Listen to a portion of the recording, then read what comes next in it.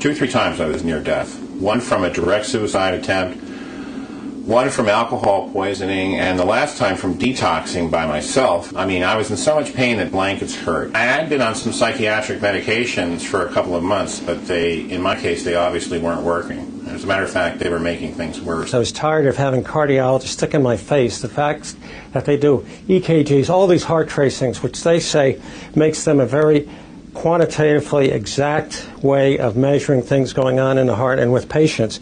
And they're saying, you, Dr. Richardson, you're just a witch doctor.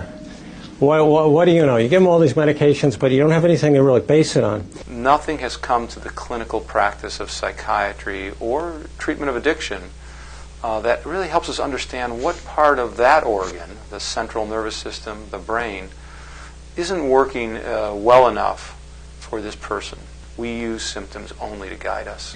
There are many kids that I've seen that have spent 1 or 2 years going from psychiatrist to psychiatrist, trying many medications, and they have very serious psychiatric illness. And it just takes the guessing as to what the next medicine would be out of the equations. He's always been a good reader, but I would find these books all over the house that would have bookmarks partway through. He never actually finished books. He would talk out loud and make noises pretty much constantly, and then also make a lot of negative comments. After a few months and 2 medications with a pediatrician, she said we needed to see a psychiatrist. Over the next, I'd say, year and a half, I think he tried about 8 more medications. The method was trial and error, and each medication you had to try for a couple weeks to see if there were these side effects. And some had more than others, and we just weren't seeing any help. Sometimes I would not be able to get enough sleep or something, so I was really tired the next day, and definitely affected how it was in 2nd grade or 1st grade. It was very difficult if I was tested on any homework to really get it done. We are adding one more tool, one more arrow in his quiver, if you will, but it's an important one because it's one that ties brain function to treatment response based on, and this is sort of the key point, how similar patients that had similar brain function have already responded to a myriad of medication alternatives. So the methodology today says this.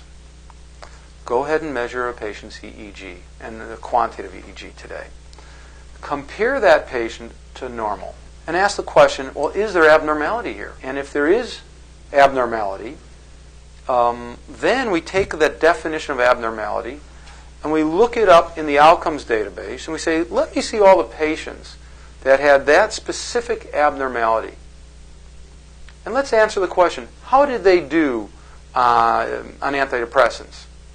And specifically, how did they do on Prozac? How did they do on Zoloft? And let's answer that question for the doctor. So organizing the outcomes data in a way that is comparable to the patient they're trying to treat, which is the brain abnormality that is observed, is what we provide as sort of a service to that doctor. I think it's going to lead to a new medical world. The time saving is incredible, and I believe that is one of the unique opportunities, particularly in my field as a child and adolescent psychiatrist. I don't feel a need to isolate and avoid the world anymore.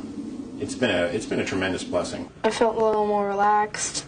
Now he enjoys reading, and he just finished Jurassic Park and The Lost World. We just got his first progress report, and it was all in the B and A- range. So I mean, we're thrilled.